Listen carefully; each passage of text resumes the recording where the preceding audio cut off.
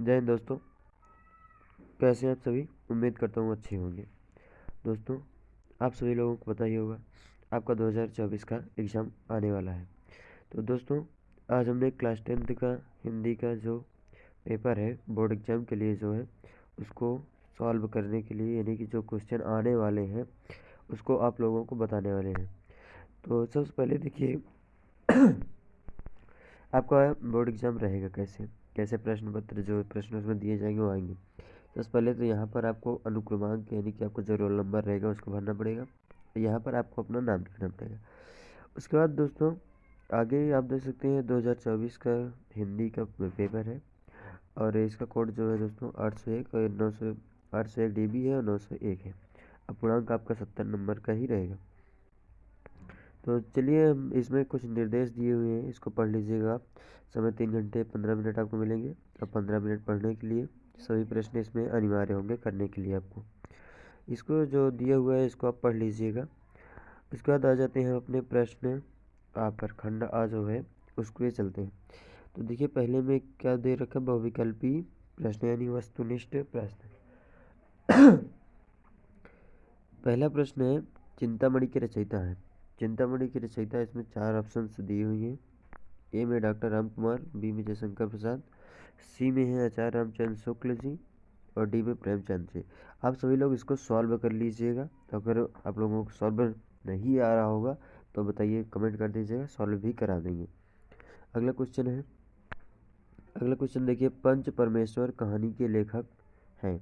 ए आचार्य Ramchandra Shukla, B में प्रेमचंद, सी में यशपाल और डी में राजेंद्र यादव। इन सभी क्वेश्चंस को आप लोग अच्छे से पढ़ के जाइएगा, यही बोर्ड एग्जाम में आप सभी के आएंगे। अगला प्रश्न है, देखिए दोस्तों, अगला प्रश्न है, जयशंकर प्रसाद का नाटक नहीं है। कौन सा नाटक नहीं है? ध्रुवस्वामिनी, चंद्रगुप्त, लहरों के राजहंस या फिर स्कंदगुप्त। अगले प्रश्न की बात करते हैं दोस्तों। अगला क्वेश्चन है, शेखर एक जीवनी उपन्यास के लेखक हैं। ए धर्मवीर, बी प्रेमचंद, सी फणीश्वरनाथ रेणु या फिर डी अज्ञे।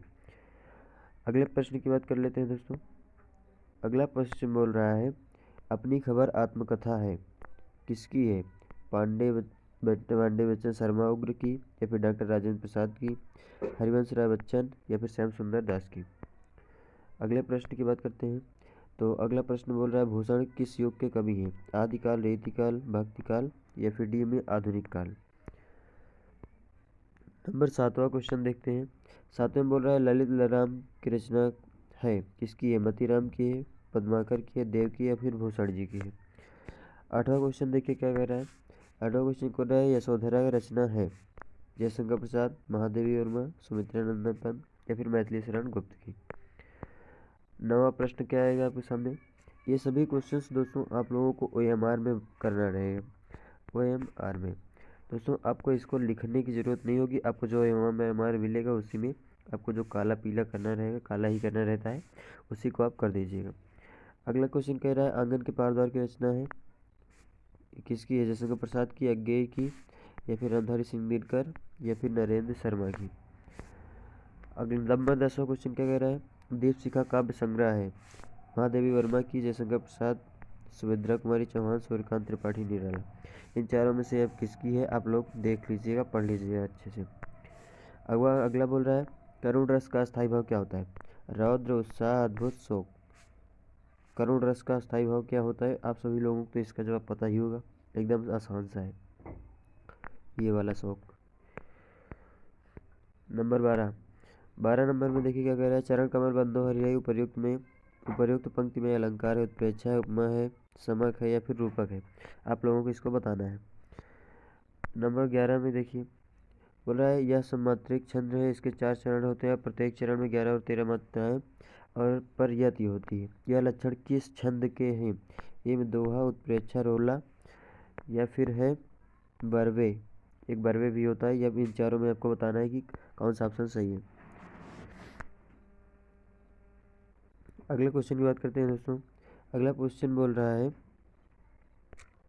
हल्का पीछे आते हैं। 14 नंबर बोला है, पर्यावरण शब्द में प्रयुक्त उपसर्ग है, पर्या है या फिर वर्ण या परि या प्रा। अगले क्वेश्चन की बात कर लेते हैं। नंबर 15 देखिए 15 नंबर में क्या कह रहा है। 15 नंबर में कह रहा है महानता शब्द में किस प्रत्यय का उपयोग हुआ है, का प्रयोग हुआ है। प्रत्यय में महानता शब्द में किस प्रत्यय का प्रयोग हुआ है। ये देखिए दे रहा है महा और बी में ता या फिर नता या फिर इनमें से कोई नहीं। अगले क्वेश्चन की बात करते हैं 16 नंबर। सुख दुख में समास है द्वंद्व ये सॉरी दिगु अव्ययीभाव कर्मधारय द्वंद्व।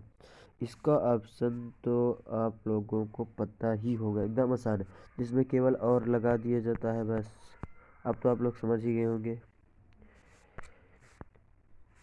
अगला 17 नंबर देखते हैं। 17 नंबर बोल रहा है निम्नलिखित में से अग्नि का पर्यायवाची नहीं है। अनिल पावक ज्वाला कौन सी नहीं है, आप लोगों को तो पता है। इसमें ध्यान से प्रश्न को पढ़ लेना अच्छे से, क्योंकि इसमें बोल क्या रहा है निम्नलिखित में से अग्नि की पर्यायवाची नहीं है। कौन सी नहीं है, अनल नहीं है, फिर अनिल नहीं है, फिर पावक या फिर ज्वाला। आप लोग अपना सॉल्व कर लीजिएगा। अगले क्वेश्चन की बात करते हैं। अभ्युदय का संधि विच्छेद है। अभ्युधन उदय, अभ्युधन दया, आधन अभ्युदय, अवधन उदय, अभिधन उदय। चारों में से आपका कौन सा सही है देख लीजिएगा। मधु शब्द का पंचमी विभक्ति का एक वचन है। मधुनी, मधुना, मधुभ्या, मधुनी। चार ऑप्शन दिए हुए हैं। 20 नंबर में देख लेते हैं। पठिष्यथा धातु रूप का वचन एवं रूप है। बहुवचन मध्यम पुरुष, एक वचन प्रथम पुरुष, एक वचन उत्तम पुरुष, द्विवचन मध्यम पुरुष। चार ऑप्शन इसमें भी दिए। अब आ जाते हैं नंबर दूसरे प्रश्न पे। दूसरा देखिए क्या कह रहा है। खंडवा में सबसे पहले वर्णनात्मक प्रश्न रहेंगे, इसको आप लोग समझ लीजिए।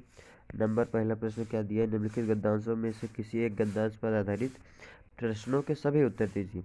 आप लोगों को ये सभी जो दिया हुआ है इसको अच्छे ढंग से कहानी को क्या कर लेना है, पढ़ लेना है। उसके बाद इसमें जो प्रश्न दिए हुए हैं उपर्युक्त गद्यांश का संदर्भ लिखिए, रेखांकित अंश की व्याख्या कीजिए। ममता के आजीवन भयभीत रहने का कारण इसी से मिलेगा, आपको कहीं जाने की ज़रूरत नहीं है। इसी को आप लोग अच्छे से पढ़ लीजिएगा। इसके भी आंसर, इसके भी आंसर, इसका भी आंसर इसी में मिल जाएगा। यदि अगर नहीं मिल रहा है तो आप लोग कमेंट करिएगा, हम इसको सॉल्व करा देंगे। इसको यदि अगर नहीं आ रहा है तो इसको पढ़ लीजिएगा, अथवा में है, अथवा में सभी को आप पढ़ लेना है। उसके बाद इसके नीचे भी जो क्वेश्चंस दिए हुए हैं उनको सॉल्व कर लेना है। इसमें भी वही दिया है। उपर्युक्त गद्यांश का संदर्भ, गद्यांश के रेखांकित अंश की व्याख्या, कलाकार के हाथों से क्या क्या सिरजते चले गए, इसका उत्तर देना है इसी से।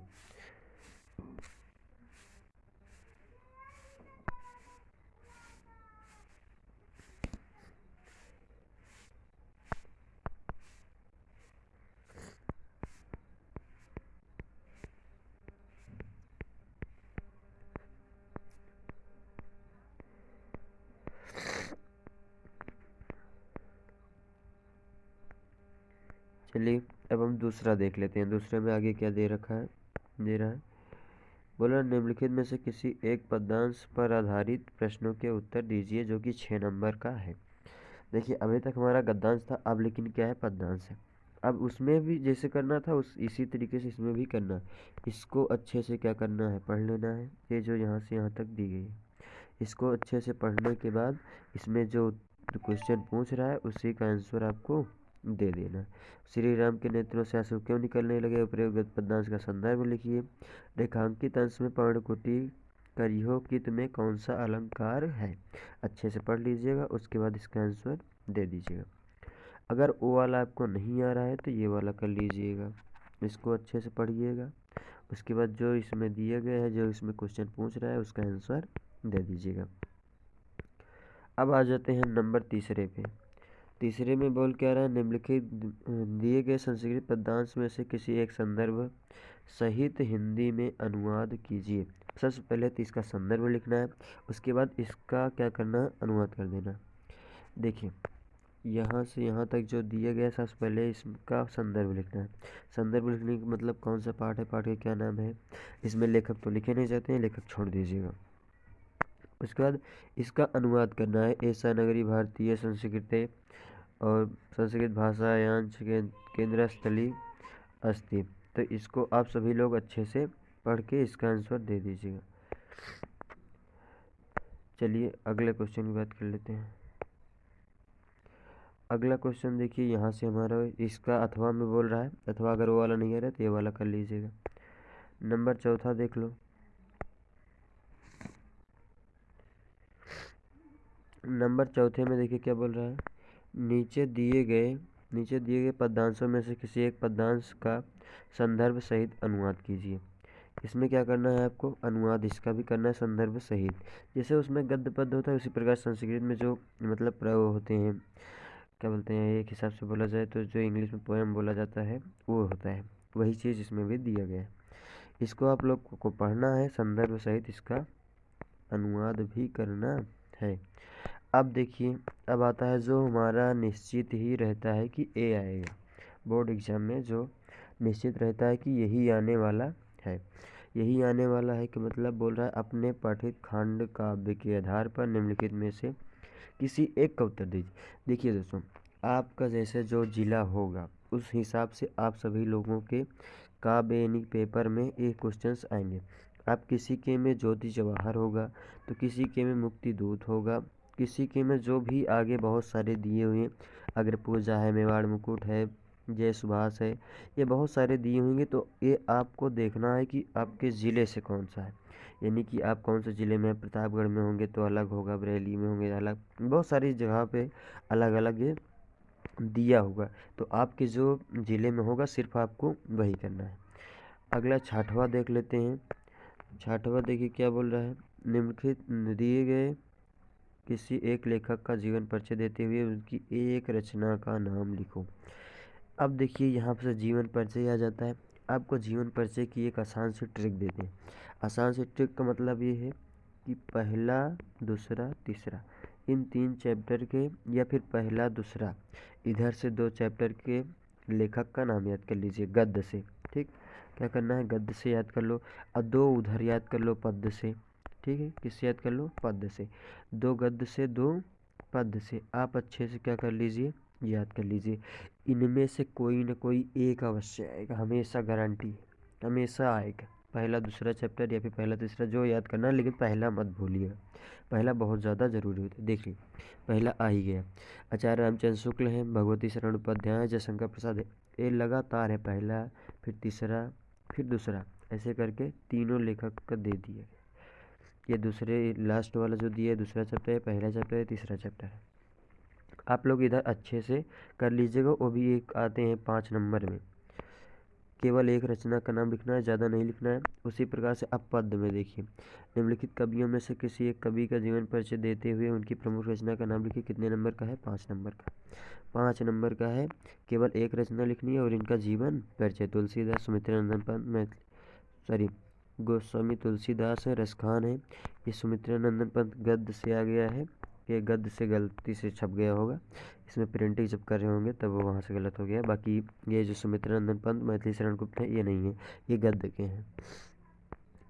अब बोल रहा है कि अपने पाठ्य पुस्तक से, ठीक, यानी कि आपकी अपनी किताब से, अपनी किताब से यानी अपनी पाठ्य पुस्तक से कोई 2 एक श्लोक लिखना है। यहाँ से देखिए, ये ऊपर वाला था, हमने प्रश्न को घुमा दिया थोड़ा।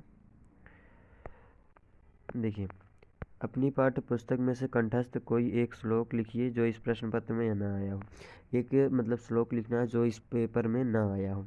नंबर 8वां देख लेते हैं। निम्नलिखित में से किसी 2 प्रश्नों के उत्तर संस्कृत में दीजिए।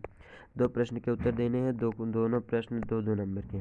पहला प्रश्न दीजिएगा 2 नंबर, दूसरा दीजिएगा 2 नंबर, बाकी 2 को छोड़ देना। पहला आ रहा है तो पहला, दूसरा जो आ रहा है उसमें से केवल 2 करना है। 4 दिए हुए, 4 में 2 करना है और 4 नंबर मिल जाएंगे। अब आता है सबसे मोस्ट इम्पॉर्टेंट, निम्नलिखित में से किसी एक विषय पर निबंध लिखो। निबंध तो कभी भूल कर भी नहीं आना है, छोड़कर कभी नहीं आना है। और मेरे ख्याल से सबसे पहले आप निबंध ही कर लीजिएगा। यदि अगर आपको तो अगर ज़्यादा कॉन्फिडेंस है कि हाँ मुझे ये आता है, तो आप जगह छोड़ लीजिएगा, उसके बाद इसको पहले कर लीजिएगा और बाकी जो क्वेश्चंस है उसको बाद में कीजिए, क्योंकि ये आता है 9 नंबर का। तो हम क्यों ना 9 नंबर को पहले सॉल्व कर लें। इसमें जब पहले सॉल्व करेंगे तो अच्छे से लिख भी उठेगा, राइटिंग भी नहीं ख़राब होगी। तो इसको सबसे पहले सॉल्व कर लीजिएगा अच्छे से। अब देखिए, पर इसमें देश प्रेम पर लिख सकते हैं, आतंकवाद की समस्या और समाधान लिख सकते हैं, पर्यावरण प्रदूषण और आज़ादी का अमृत महोत्सव। सबसे मोस्ट होता है दोस्तों ये पर्यावरण प्रदूषण, ये हमेशा आता है। पर्यावरण प्रदूषण क्या होता है, हमेशा आता है। और एक जो देश प्रेम है ये हमेशा आता है। इनमें से आप सभी कुछ भी याद कर लीजिए, आराम से जाकर लिख दीजिए। और दोस्तों निबंध लिखने का सबसे आसान तरीका ये है कि आप निबंध जैसे जैसे लिखते जाइए उसकी हेडिंग लिखते जाइए। ठीक, इसकी क्या समस्या है, कैसे इसका निवारण होगा, निवारण कारण, सबकी हेडिंग लिखते चले जाइए। पर्यावरण प्रदूषण के प्रकार या फिर देश प्रेम के प्रकार कैसे कैसे सब कुछ लिखते चले जाइए, हेडिंग बाय हेडिंग। आपको इसमें पूरे नंबर मिल जाएंगे। दोस्तों अगर आप सभी लोगों को इसका सॉल्व चाहिए तो आप लोग कमेंट ज़रूर कर दीजिएगा।